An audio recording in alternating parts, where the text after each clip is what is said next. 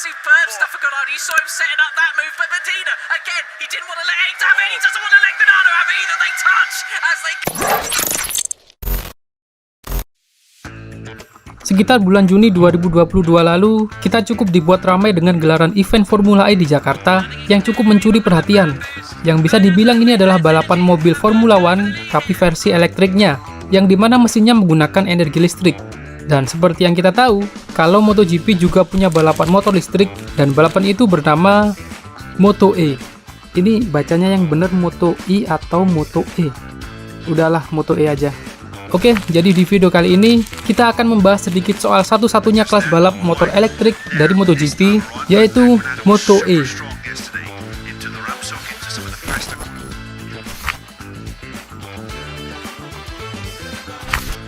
Secara rentang usia, Moto E mungkin tidak lebih tua dari Formula E, karena Formula E sudah diselenggarakan sejak tahun 2014, sedangkan balapan perdana Moto E baru dimulai pada tahun 2019. Sebenarnya rencana kelas balap Moto E sudah disusun dan direncanakan dari tahun 2017 dan baru diresmikan oleh FIM sebagai kelas balap baru pada tahun 2019. Jadi balapan ini bisa dibilang masih tergolong baru ya.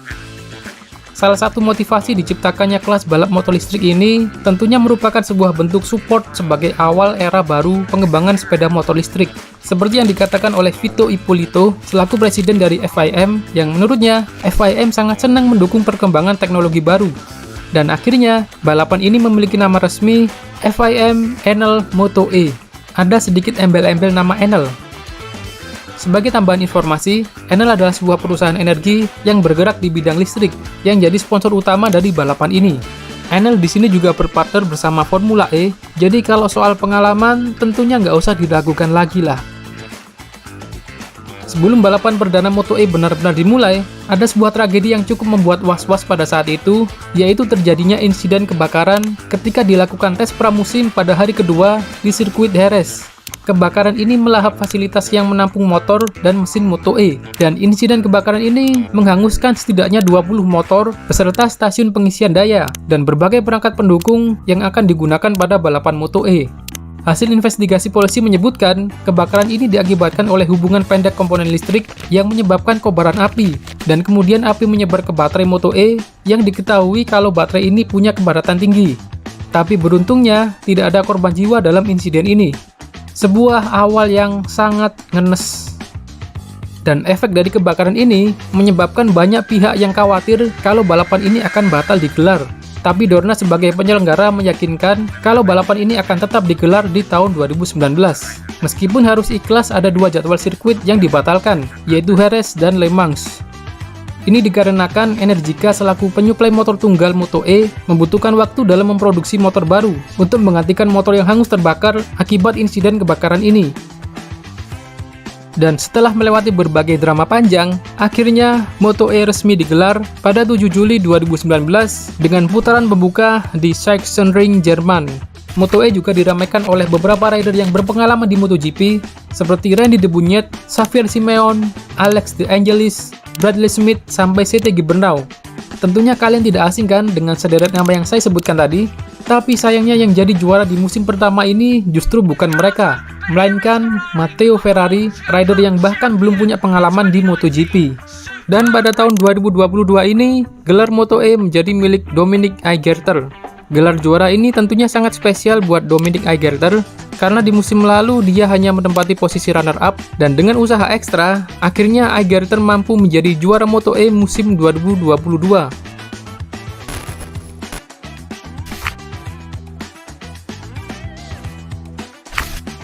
Sepanjang perjalanannya, Moto E sempat mengalami perubahan peraturan balap. Pada tahun 2019, Moto E menerapkan sistem kualifikasi e-pole di mana para pembalap akan mendapatkan satu kesempatan pada putaran kualifikasi untuk mencetak lap time terbaik yang berfungsi menentukan siapa pembalap tercepat yang akan memulai race dari posisi terdepan. Dan ketika balapan dimulai, Moto E hanya ada satu kali balapan di setiap seri yang diselenggarakan, dan race akan dilakukan sebelum balapan Moto3 dimulai. Dengan seiring berjalannya waktu, pada tahun 2022, peraturan berubah, di mana sistem e-pole dihapus dan digantikan dengan sistem klasik, yaitu kualifikasi 1 dan kualifikasi 2, yang mirip dengan MotoGP. Kualifikasi 1 dan 2 dilakukan pada hari Jumat untuk menentukan posisi grid terbaik saat balapan, yang dimana balapan akan dilakukan dalam 2 sesi, yaitu race 1 dan race 2. Race 1 berlangsung pada hari Sabtu, dan race 2 berlangsung pada hari Minggu, setelah balapan Grand Prix selesai dilakukan. Jumlah lap Moto E juga tidak sebanyak MotoGP. Di sini lap Moto E hanya sebanyak 6 sampai maksimum 8 lap, dikarenakan kemampuan baterai yang dipakai hanya sanggup sebatas itu.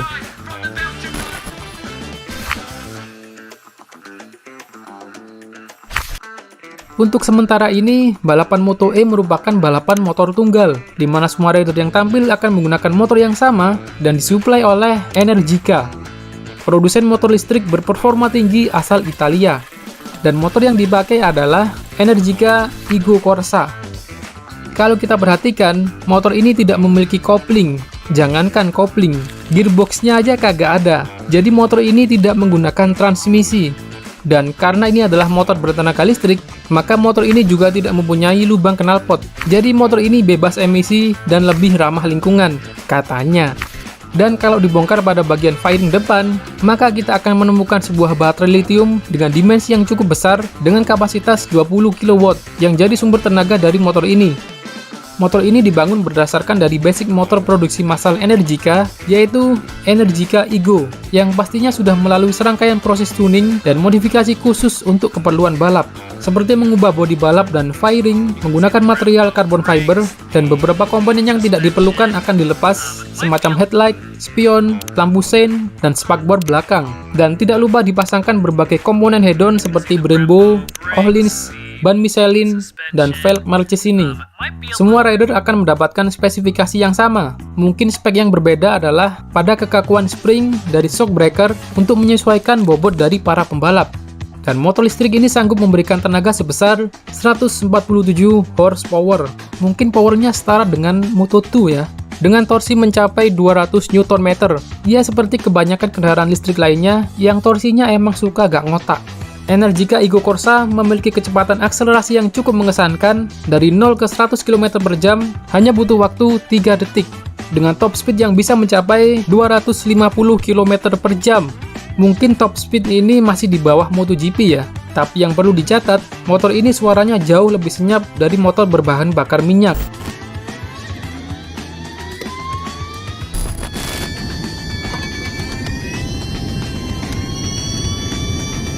Bayangkan aja ya, motor yang sedemikian senyapnya tapi bisa melesat di trek dengan kecepatan maksimal 260 km per jam. Mungkin rasanya tiba-tiba bisa ngilang gitu aja ya.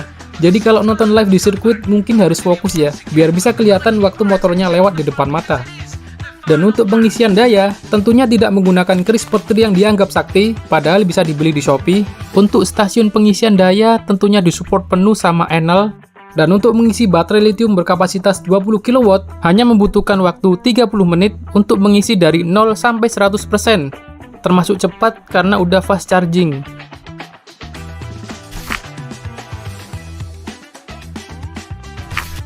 Moto E musim 2022 akan menjadi akhir dari masa jabatan Energica Igo Corsa di Moto E sebagai motor tunggal di kejuaraan ini. Karena mulai musim 2023, Energica Igo Corsa akan digantikan sama Ducati V21L, yang dimana motor ini dianggap akan memiliki performa yang jauh lebih tinggi dan juga bobot yang lebih ringan dari Energica Igo Corsa. Kehadiran motor Ducati di Moto E diharapkan mampu menaikkan level dari balapan motor listrik ini. Balap motor bertenaga listrik saat ini mungkin belum sepopuler balap motor berbahan bakar minyak, karena saat ini populasi motor listrik memang tidak sebanyak motor bermesin konvensional.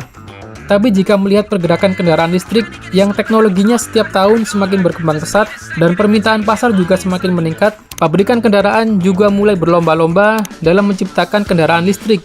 Maka tidak menutup potensi yang mungkin suatu saat nanti kendaraan listrik akan mendominasi dan bisa jadi balapan motor listrik perlahan akan bergeser balapan motor konvensional. Dan ketika balap listrik mulai mendominasi, mungkin satu hal yang akan paling kita rindukan yaitu raungan suara dari mesin konvensional. Oke, sekian aja video pembahasan dari Moto E kali ini. Kalau ada revisi atau kalian mau nambahin, jangan sungkan untuk tulis di kolom komentar. Nama saya Awang, stay safe and I'll see you in the next video. Peace!